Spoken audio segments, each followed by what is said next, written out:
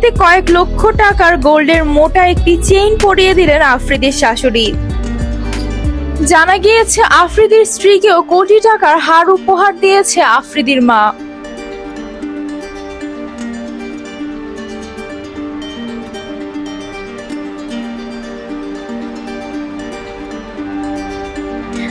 বেশ কিছুদিন ধরে আফ্রিদির বিয়ে নিয়ে নানা রকম আলোচনা সমালোচনা শুরু হয়েছে। অনেকে বলছে টিকটকারকে বিয়ে করেছেন তৌহিদ আফ্রিদি। তবে আফ্রিদি এবার একটি গণমাধ্যমকে জানায়, আমি কোনো টিকটকারকে বিয়ে করিনি, আমার স্ত্রী টিকটক করে না, তার আরেক যমজ বোন টিকটক করে, সে একটি বেসরকারি বিশ্ববিদ্যালয়ে পড়াশোনা করছে।